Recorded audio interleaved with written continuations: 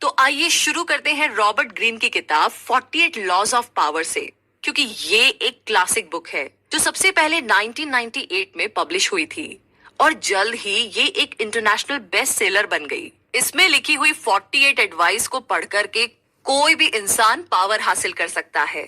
हर advice के साथ लेखक ने अलग अलग लोगों की अलग अलग कहानियां दी है ताकि रीडर्स को प्रिंसिपल समझने में आसानी हो। किताब की शुरुआत में दिए गए कुछ लॉज को लेकर के हमने ये समरी बनाई है जिनके बारे में हम यहाँ पर जानेंगे। तो पहला लॉ कहता है कि दोस्तों पर जरूरत से ज्यादा भरोसा ना करें, अपने दुश्मनों का इस्तेमाल करना सीखे। जी हाँ, हान डायनेस्टी खत्म होने के 700 सालों के बाद भी चाइना में अफरा तफरी बनी रही। राजगद्दी के लिए छीना झपटी चलती रहती थी।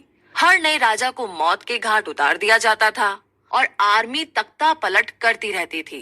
पावर की ये लड़ाई खून और मार काट से रंगी हुई थी। तो ऐसे एक राजा को उसके जनरल्स ने मार डाला और उसके बाद अपने में से ही सबसे स्ट्रॉन्ग आदमी को चुन करके उसे राजा बना दिया था। अब इस नए राजा ने भी अपनी कुर्सी को सलामत रखने के लिए अपने सारे पावरफुल आदमियों को मरवा दिया, मगर कुछ सालों में वो खुद भी मारा जाएगा क्योंकि उससे छोटी उम्र वाले नए जनरल उसके खिलाफ अब साजिश रच करके उसको और उसके बेटों को मार देंगे। तो ये जो पैटर्न है ये यूं ही चलता रहेगा। जो भी राजा बनेगा उसकी जान हमेशा खतरे में रहेगी क्योंकि उसका हर कोई दुश्मन है। और चाइना का एम्परर बनने का मतलब है कि एक अकेला इनसिक्योर राजा जिसके हाथ में कोई भी असली पावर नहीं है। मगर जब 959 एडी में जनरल चाओ कुयांगिन को पावर मिली तब ये सारा गेम ही चेंज हो गया। वो एम्परर सुंग बना। उसे अपने सिचुएशन के बारे में अच्छे से पता था कि आने वाले कुछ सालों के बाद में उसका भी खून हो सकता है। तो उसने इस चीज को रोकने का रास्ता सोचा। राजा बनने के बाद एम्परर सुंग ने अपने सभी आर्मी जनरल को पार्टी सेलिब्रेट करने के लिए इनवाइट किया। पार्टी में जब लोग वाइन के नशे में धुत हो गए तब एम्परर ने जनरल्स को छोड़ करके बाकी लोगों और गार्ड्स को वहां से चले जाने का हुक्म दिया। अब एम्परर के साथ कोर्ट में सिर्फ जनरल्स रह गए थे, तो उन्होंने सोचा कि अब तो एम्परर सुंग हमें मरवाने का हुक्म दे देगा। मगर ऐसा नहीं हुआ। जी हाँ, और वो भी पहली बार। एम्परर सुंग ने उनसे कहा कि रोज मेरा दिन डर के साए में गुजरता है। खाने की टेबल और मेरे बिस्तर दोनों जगहों पर मुझे मजा नहीं आता। मुझे यकीन है कि आप में से कोई भी अपने साथ यही सब देखने के लिए राजा बनने के सपने नहीं ले रहा होगा। तो एम्परर सुंग की बात सुनकर के जनरल्स डर गए। उन्होंने एम्परर के खिलाफ कोई भी साजिश ना रचने और हमेशा वफादार बने रहने का वादा किया। मगर एम्परर सयाना था। उसे पता था कि दौलत के लालच में इंसान कुछ भी कर सकता है। तो एम्परर सुंग ने उनसे वादा किया कि जिंदगी जीने का सबसे अच्छा तरीका यही है कि इज्जत और अमीरी में सुकून भरे दिन गुजारे जाएं। अगर आप लोग अपना कंट्रोल छोड़ने को तैयार है तो मैं वादा करता हूँ कि आप सबको फाइन एस्टेट और दौलत से माला माल कर दूंगा। अब जनरल्स हैरान थे कि एम्परर उन्हें दौलत और सिक्योरिटी देना चाहता है। अब तो उन्हें डरने की कोई भी जरूरत नहीं थी। तो अगली सुबह हर एक जनरल को उसकी पोस्ट रिजाइन कर दी गई और साथ ही उन्होंने एम्परर सुंग से अपना रिटायरमेंट भी एक्सेप्ट कर लिया। अब वे अपने अपने स्टेट के नोबेल और मास्टर बन गए थे जो कि एम्परर ने उन्हें दिया था। सिर्फ एक ही झटके में एम्परर सुंग ने अपने दुश्मनों को अपना वफादार बना लिया था। एम्परर सुंग अपना किंगडम एक ही झंडे के नीचे लाना चाहता था। तो दूर साउथ के इलाके हान में सालों से बगावत की लड़ाई चल रही थी।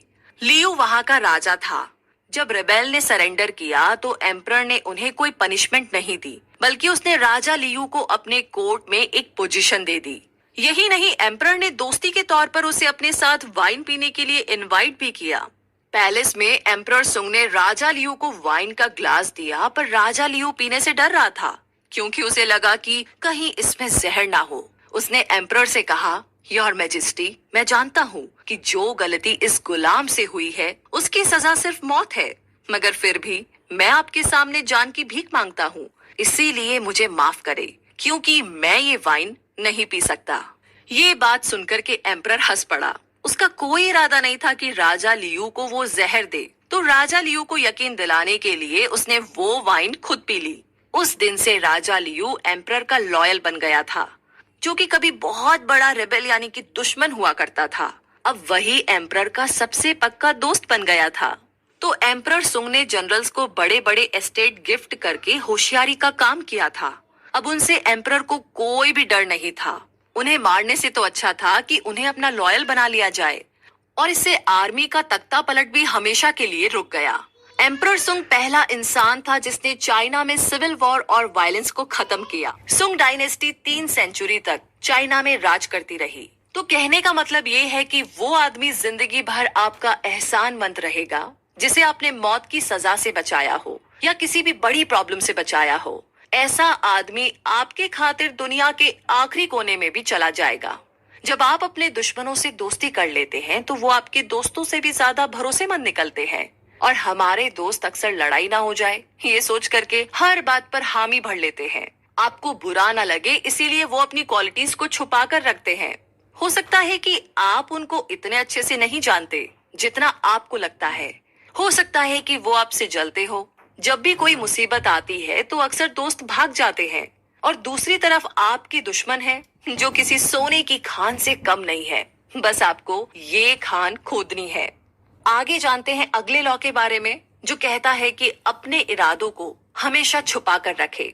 कहने का मतलब ये कि 17वीं सदी में फ्रांस की एक बहुत ही मशहूर नाचने वाली हुआ करती थी जिसका नाम था निनॉन डी लेंक्लॉस। वो इतनी खूबसूरत थी कि बड़े बड़े पॉलिटिशियन, थिंकर, राइटर उसके प्यार में पागल थे।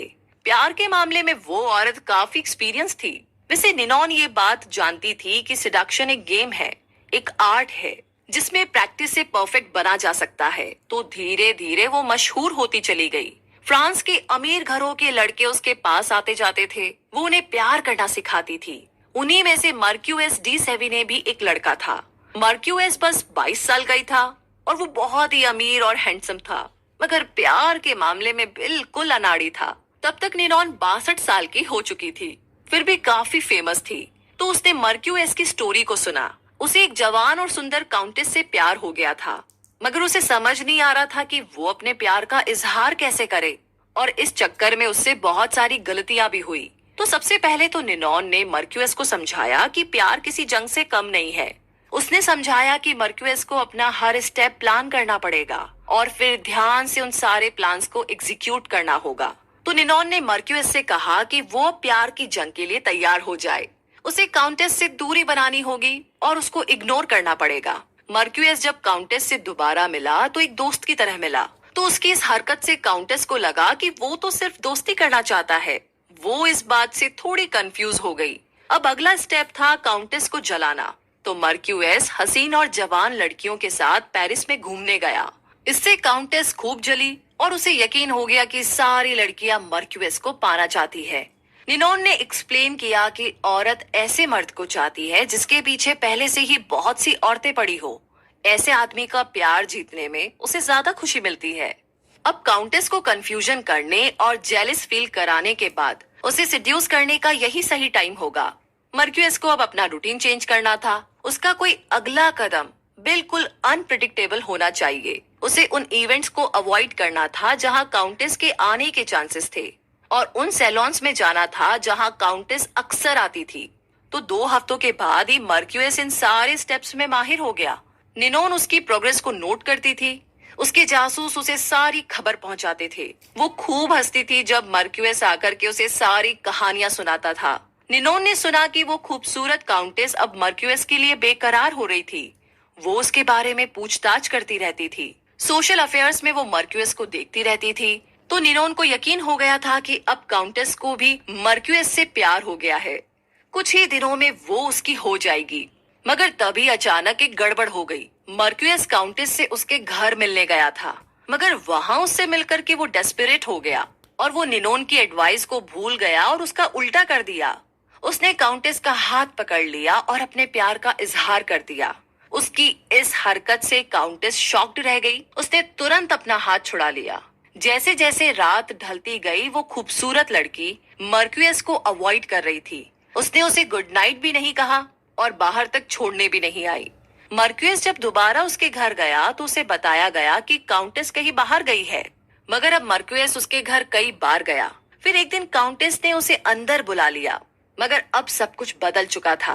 जो काउंटेस उसे चाहने लगी थी वो अब मर्क्यूस को देख करके अनकंफर्टेबल और ऑकवर्ड फील कर रही थी, और इस तरीके से एक खूबसूरत लव स्टोरी जो कि हो सकती थी उसका एंड हो गया। तो इसी तरीके से ज्यादातर लोग हर टाइम वही बोलते हैं जो वो फील कर रहे होते हैं।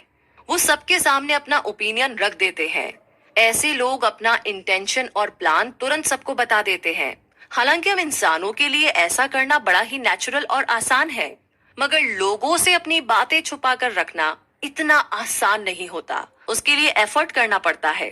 और सबसे बढ़कर हम में से बहुत से लोग ये मानते हैं कि ऑनेस्टी एक अच्छे इंसान होने की निशानी है, इससे आप सबका दिल जीत लेंगे। मगर कभी कभी ये सच नहीं होता। ऑनेस्टी असल में एक ब्लंट इंस्ट्रूमेंट की तरह है, जो कि बचाने से ज्यादा आपको नुकसान पहुंचाने का काम करता है। क्योंकि जब आप जरूरत से ज्यादा ऑनेस्ट बनते हैं तो आप प्रिडिक्टेबल बन जाते हैं। ना तो लोग आपसे डरेंगे ही और ना ही रिस्पेक्ट करेंगे। पावरफुल बनने के लिए यही सही होगा कि ऑनेस्टी को साइड में रखा जाए, या फिर सिचुएशंस को ध्यान में रख करके आप अपनी बात बोले। अपने इंटेंशंस को छुपाना सीखिए, ये आपके बहुत काम आएगी।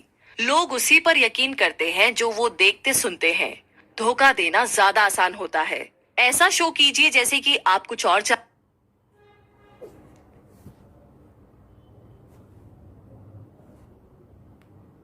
आगे जानते हैं अगले लॉ के बारे में, जो कहता है कि का दिल जीत लेंगे। मगर कभी कभी ये सच नहीं होता। ऑनेस्टी असल में एक ब्लंट इंस्ट्रूमेंट की तरह है, जो कि बचाने से ज्यादा आपको नुकसान पहुंचाने का काम करता है। क्योंकि जब आप जरूरत से ज्यादा ऑनेस्ट बनते हैं तो आप प्रिडिक्टेबल बन जाते हैं। ना तो लोग आपसे डरेंगे ही और ना ही रिस्पेक्ट करेंगे। पावरफुल बनने के लिए यही सही होगा कि ऑनेस्टी को साइड में रखा जाए, या फिर सिचुएशंस को ध्यान में रख करके आप अपनी बात बोले।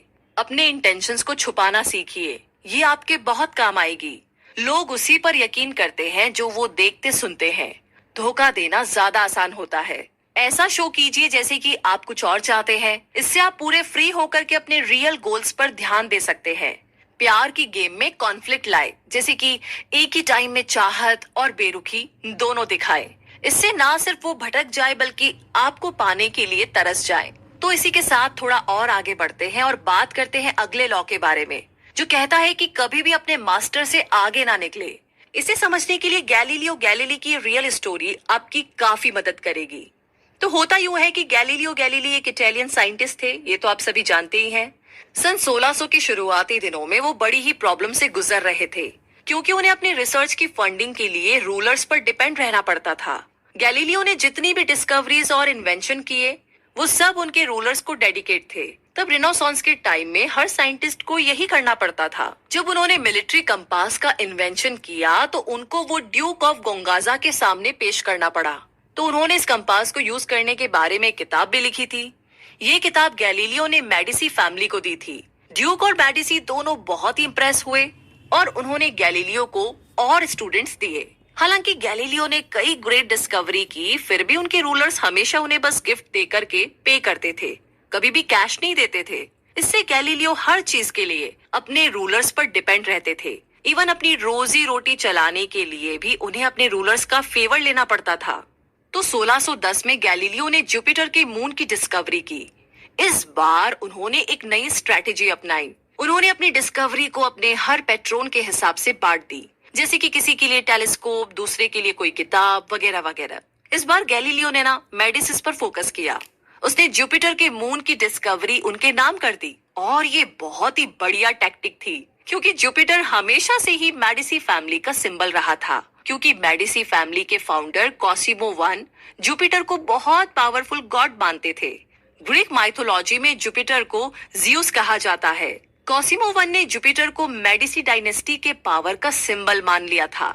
उसने 1540 में मेडिसी की फाउंडेशन की थी, और गैलीलियो ने अनाउंस किया कि उसने जुपिटर के मून्स की खोज कॉसिमो टू के कोरोनेशन डे पर की थी। उसने सारी इटली और कोर्ट के आगे मेडिसी को ये ऑनर दिया। जुपिटर के 4 मून हैं और गैलीलियो ने दावा किया कि चारों मून कॉसिमो टू और उसके 3 भाइयों का सिंबल है। चारों मून्स जुपिटर के चारों तरफ उसी तरह घूमते हैं जैसे मेडिसी के फाउंडर कॉसिमो वन के चारों बेटे। ये सब करके गैलीलियो ने पूरी इटली को ये दिखाने की कोशिश की कि मेडिसी डायनेस्टी को हेवन यानी कि स्वर्ग की ब्लेसिंग्स मिली हुई है। गैलीलियो ने एक एम्बलम भी बनाया जिसमें आसमान में 4 स्टार्स के बीच में गॉड जुपिटर को दिखाया गया था। उसने इस एम्बलम को कॉसिमो 2 का नया सिंबल बनाकर पेश किया। गैलीलियो ने जो एफर्ट किया उसके काम आया। उसी साल कॉसिमो 2 ने उसे राज्य का ऑफिशियल मैथमेटिशियन और फिलोसोफर बना दिया। तो इतना कुछ करने के बाद अब गैलीलियो को पूरी सैलरी मिलने लगी थी। अब इस काम की वजह से वो किसी पैट्रन पर डिपेंड नहीं था। अब उसे किसी के आगे हाथ फैलाने की जरूरत नहीं थी, क्योंकि सारे मास्टर अपने सब्जेक्ट्स के सुपीरियर बनना चाहते हैं। उन्हें ये डर होता है कि उनके सब्जेक्ट उनसे ज्यादा इंटेलिजेंट और ब्रिलियंट ना बन जाए। उन्हें इन्वेंशन और साइंस डिस्कवरी से कोई लेना देना नहीं होता। उन्हें तो बस अपने नाम और अपनी शान की फिक्र रहती है। मेडिसी फैमिली का नाम आसमान के सितारों से जोड़कर गैलीलियो ने उन्हें और भी ज्यादा ऑनर दिया था। गैलीलियो जैसे इंटेलिजेंट लोगों से उनके मास्टर इसलिए इनसिक्योर रहते हैं क्योंकि वो नहीं चाहते कि वे बस इन कामों के लिए पैसे देते रहे, यानी कि फाइनेंसर रहे। वो इन इन्वेंशन और डिस्कवरीज में अपना नाम भी चाहते हैं। वो दुनिया को दिखाना चाहते हैं कि वो बहुत ही पावरफुल भी है और इंटेलिजेंट भी। गैलीलियो ये बात खूब अच्छे से समझते थे, तभी तो उन्होंने मेडिसी फैमिली की इतनी खुशामद की। तो गैलीलियो ने खुद को रूलर से ज्यादा इंटेलिजेंट दिखाने की कोशिश नहीं की। तभी तो उनके मास्टर भी उनसे इनसिक्योर नहीं थे, बल्कि उसने अपने मास्टर मेडिसी फैमिली को हेवनली बॉडीज के साथ जोड़ करके उनका स्टेटस इटली में ऊंचा कर दिया था। उसने खुद से ज्यादा अपने मास्टर की शान बढ़ाई, जिससे खुश होकर के उसके मास्टर ने उसे खूब इनाम दिए। कहने का मतलब ये कि आपके लिए डेंजरस बात है अगर आप अपने मास्टर की इनसिक्योरिटी की वजह बनते हैं। आपको हर हाल में अपने मास्टर की खुशामद करनी है, पर ऐसा चालाकी से करे। ले जाने दीजिए सारा क्रेडिट अपने मास्टर को। उन्हें हरगिज ये ना दिखाई कि आप उनसे ज्यादा ब्रिलियंट है। मासूमियत से अपना काम करते रहे। हर काम में मास्टर की सलाह जरूर ले, और अगर कोई कमाल का आइडिया आपके दिमाग में आता भी है तो ये दिखाइए कि वो आइडिया आपके मास्टर का था, ना कि आपका। मतलब ये कि उसका क्रेडिट भी आप अपने मास्टर को दे दें। तो इस तरीके से अगर आप अपनी पावर चाहते हैं तो अपनी खूबियों को छुपा कर रखें। लोगों को नाम कमाने दीजिए। आप उन्हें बिल्कुल भी इनसिक्योर फील ना कराए। जब आपका वक्त आएगा तब यही बात आपके लिए एक एडवांटेज बन जाएगी। तो इसी के साथ अब अगले लॉ से हमें क्या एडवांटेज मिलता है वो जानने का टाइम आ गया है। और अगला लॉ कहता है कि उतना ही बोले जितनी जरूरत हो। बहुत पहले फ्रेंच कोर्ट में ये रिवाज था कि स्टेट इश्यूज पर पहले डिस्कस किया जाता था और फिर उन्हें राजा के सामने पेश करते थे। नोबल्स और मिनिस्टर्स के बीच में कई कई दिनों तक बहस चलती रहती थी। फिर उन्हें अपने 2 रिप्रेजेंटेटिव चुनने होते थे। दोनों लुइस 14 के आगे बारी बारी से अपने व्यूज एक्सप्लेन करते थे, और अब राजा को डिसाइड करना था कि स्टेट इश्यूज के लिए कौन सा रेजोल्यूशन बेस्ट रहेगा। तो आखिर में रिप्रेजेंटेटिव राजा के पास आए। उन्होंने इश्यूज रखे और उन्हें रिजॉल्व करने की 2 बेस्ट पॉसिबल टेक्टिक्स भी बताए। लुइस 14 बस सुनते रहते। उनके चेहरे पर कोई एक्सप्रेशन नहीं थे। जब वे लोग अपनी बात पूरी कर लेते तो राजा कहता कि मैं देखता हूँ, और बस यही बोलकर के वो कोर्ट से चले जाते। लुइस 14 उस सब्जेक्ट पर कभी फिर बात नहीं करते थे। उनके कोर्टमैन को कुछ दिनों के बाद पता चलता था कि उन्होंने क्या डिसीजन लिया था, क्योंकि तब तक लुइस स्टेट इश्यूज पर काम करवा चुका होता था। तो यहाँ पर उसकी चुप्पी से किसी को भी ये पता नहीं चलता था कि उसके दिमाग में आखिर चल क्या रहा है। उसके अगले स्टेप को प्रेडिक्ट करना बहुत ही मुश्किल होता था। उसकी चुप्पी की वजह से ही उसके दरबारी लोग बातें करते रहते थे और वो सबके दिमाग की बातों को जान लेता था, मगर उसके दिमाग में क्या है ये किसी को पता नहीं चलता था। लुइस 14 उन लोगों से मिली इंफॉर्मेशन को उनके खिलाफ भी इस्तेमाल करता था, जिसकी वजह से वो बहुत ही पावरफुल बन गया था और लोग उससे डरते थे। वो किसी को भी उखाड़ फेंक सकता था, क्योंकि उसे सबकी कमजोरी मालूम थी। तो इस तरीके से ये साइलेंस, यानी कि ये शांत रहना, लुइस 14 का सबसे बड़ा हथियार था। अपनी बातों को लिमिट रखने से, यानी कि छुपा कर रखने से ना सिर्फ आप पावरफुल बनेंगे, बल्कि इससे आप कई गलतियां करने से भी बच सकते हैं। जब आप बिना सोचे बोल देते हैं तो कई बार गलत या बेवकूफी की बात भी बोल देते हैं और इससे आप मुसीबत में पड़ जाते हैं। जैसे कि साल 1825 में रशिया में एक प्रोटेस्ट हुआ था। निकोलस I तब नया राजा बना था, मगर लिबरल्स लोग चाहते थे कि रशिया एक मॉडर्न कंट्री बने। यहाँ की इकोनॉमी और गवर्नमेंट बाकी यूरोपियन कंट्री के साथ कदम से कदम मिलाकर चले। पर निकोलस I ने आखिर दिसंबरिस्ट अपराइजिंग में इस प्रोटेस्ट को कुचल दिया था। उसने हुक्म दिया कि इस प्रोटेस्ट को जो लीड कर रहा है, यानी कि जो इनका लीडर है कोंद्रेती रेलेविव, उसको फांसी पर चढ़ा दिया जाए। इसी के साथ रेलेविव के गले में फांसी का फंदा था और वो एक प्लेटफॉर्म पर खड़ा था। उसके पावों के पास दरवाजे खुल गए थे कि तभी उसके फंदे की रस्सी टूट गई और वो जमीन पर गिर पड़ा। उस जमाने में किसी मुजरिम के फंदे की रस्सी टूटना ऊपर वाले का चमत्कार माना जाता था और अक्सर मुजरिम को छोड़ दिया जाता था। लेकिन रेलेविव खड़ा हुआ और भीड़ के सामने जाकर चिल्लाया, देखा आप लोगों ने, रशिया में इन लोगों को कोई काम नहीं आता, यहाँ तक कि उनसे एक ढंग की रस्सी भी नहीं बनाई जाती। राजा का मैसेंजर तुरंत राजा के पास गया और उसे पूरी बात बताई। निकोलस वन बड़ा ही निराश हुआ कि रेलेविव की फांसी टल गई। मजबूरी में उसे रेलेविव के माफीनामे पर साइन करने पड़े, मगर साइन करने से पहले उसने मैनेजर से पूछा कि क्या रेलेविव ने इस चमत्कार के बाद कुछ कहा। इस पर मैसेंजर ने जवाब दिया, शायर उसने कहा कि रशिया में लोगों को एक रस्सी तक बनानी नहीं आती। निकोलस वन ने उसी वक्त वो माफीनामा फाड़कर फेंक दिया। उसने हुक्म दिया, ऐसी बात है तो चलो इसे गलत साबित करते हैं। और अगले दिन ही रेलेविव को फिर से फांसी के तख्ते तक लाया गया और बदकिस्मती से इस बार रस्सी नहीं टूटी। तो कहने का मतलब ये है कि एक बार जब आप कुछ बोल देते हैं तो अपने शब्दों को दोबारा वापस नहीं ले सकते। तो जो भी बोले सोच समझ कर बोले। हो सकता है कि आपकी किसी बात का बाकी लोग बुरा मान जाएं, या फिर आप खुद ही मुसीबत में फंस जाए। जैसा कि कहावत है, कम बोलने से कम गलतियां होगी, तो इस बात का ध्यान रखें। वैसे ये तो बस कुछ एडवाइजेज हैं जो आप अपनी डेली लाइफ में अप्लाई कर सकते हैं। ये एडवाइजेज ना सिर्फ उनके लिए यूजफुल है जो पावरफुल बनना चाहते हैं, बल्कि आप दूसरों के साथ अपने रिलेशनशिप को भी इम्प्रूव करने के लिए इन्हें यूज कर सकते हैं। तो कभी भी अपने मास्टर से आगे मत बढ़िए को आप इस बात से भी समझ सकते हैं कि जो लोग आपकी हेल्प करते हैं उनका एहसान हमेशा मानिए। अपने दुश्मनों को यूज कीजिए से मतलब है कि लोगों की गलतियों को माफ करके उन्हें एक और मौका दे। अपने ट्रू इमोशन को छुपा कर रखने से आप हम्बल और अनअज्यूमिंग बने रहेंगे। तो कम बोल करके आप और भी बेहतर इंसान बन सकते हैं। इस किताब को पढ़ करके जरूरी नहीं है कि आप कोई पॉलिटिशियन बन जाए, मगर कुछ ना कुछ तो जरूर सीखेंगे। और हाँ, कुछ भी बनने के लिए एक अच्छा इंसान बनना बहुत जरूरी है, जो इस किताब को पढ़ करके आप जरूर बन सकते हैं। वैसे ये तो कुछ ही लॉस थे, आगे के बाकी लॉस के लिए आप इस किताब को जरूर पढ़िएगा। तो इसी के साथ दोस्तों ये ऑडियो बुक समरी यहीं पर समाप्त होती है। कमेंट बॉक्स में लिख करके हमें जरूर बताइएगा कि ये ऑडियो बुक समरी आपको कैसी लगी। आपसे मुलाकात होगी बिल्कुल बहुत जल्दी ही, तब तक के लिए जय हिंद।